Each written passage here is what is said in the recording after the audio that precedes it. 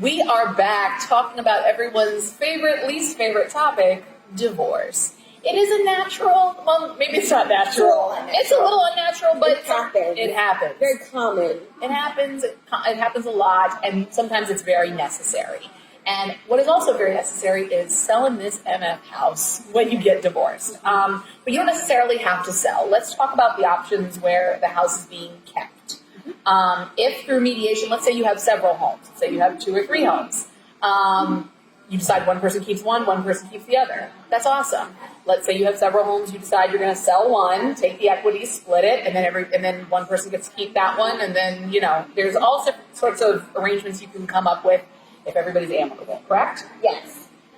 But if they're not, there are several ways to remedy that as well. The first one would be if someone is very, very adamant about keeping the home, the other spouse doesn't care, per se, they can be refinanced off. You just have to make sure that you, as the spouse that wants to stay there, that you are able to qualify for the loan and make those payments by yourself. And that's a big deal because a lot of people come in and they'll talk to us and they'll say, I really want to stay in this home. It's where I raised my children. But they were not the primary breadwinner. And so a lot of times the person who qualified for the mortgage and to buy the home in the first place is leaving. And that person needs to be bought out. So you have to go back. You have to give them all your financials once again to see if you would qualify for refinance. Yeah. For anybody who has been in the middle of a somewhat conflicted matrimony, everybody gets along until they don't get along. And then you're in a real situation because every document for that refinance has to be signed by both parties. And if one person gets mad, it could be completely the end of things. The other option would be buying that person out, right? Right. So you can...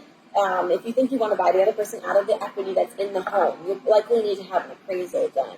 This happens especially if you have a home that is of high value. So you're going to, part of our job being your attorneys, there's certain appraisers that we work with. So we bring an appraiser in, the home is appraised, and then we figure out what is that person's equity in the home. And sometimes there's a monetary award given by the court, or there's just a payout if there's some kind of settlement agreement between the parties. So let's say that you have been not working or something financially is affecting you right now, and you can't buy your spouse out of the house, but you still want to buy that house.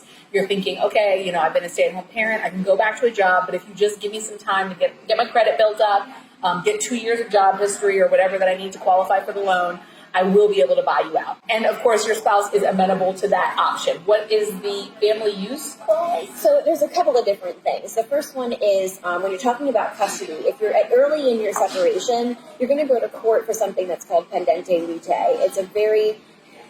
It's an early proceeding in your divorce where the court is going to put an order in about who's paying the mortgage, who's paying spousal support, and who's paying other bills for the children. So in that situation, you can get some relief if you are the person who lives in the home and you need help with the mortgage. The court will say, okay, the person who's not living in the home needs to contribute X to pay the mortgage. So that can happen up front. Then if you can't resolve things with your spouse and you're going to need a child, especially in post-COVID times, you're looking at a trial date that can be a year and a half or more down the road.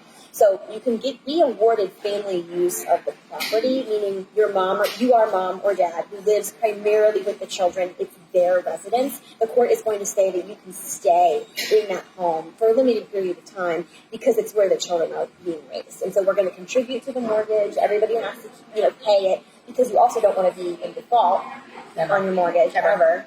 So someone needs to be paying it. That should be the first bill that you pay. I'm sure you was that. Yes. So there are ways you can get awarded by the court the ability to stay in the home for family use purposes. I feel like a lot of times realtors and everybody, pretty much all of society, really wants to focus on the legal aspect of divorce and all that. But there's definitely a gentle hand that needs to be applied to divorced couples. I know personally that when I deal with clients that are divorcing, I start a group chat. And I say, I will not message the other person off the group chat because I don't want anybody to think that I am favoring one member of the family over the other. Yeah, because number one, it's not, to me, you are both my clients. Number two, let's say that someone feels like I'm favoring the male client. That's just not good, and it's not going to happen. But I don't even want that to be an issue. So therefore, we have the group chat. We only message on the group chat. If you message me off the group chat, I'm not going to respond. Anything that you have to say, you have to message me. Unless you want to pick up the phone and call me, and you're having like a real situation, then we can talk. But similarly, if you want to have a conversation with your spouse, please don't have it on the group chat. It's a very awkward place for me to be. Very, very awkward place for me to be. You might also want to think while you're in the good times, even though you're separating, there are still good upswings to it, of making a provision in your separation agreement, or is it in your divorce decree? It's just a separation agreement. It can be in either of them. So if you've gotten to the point of having a settlement agreement and you know what's going to happen to your home, you can put a provision in there that says the parties agree to execute any and all documents that are necessary to put your plan into action.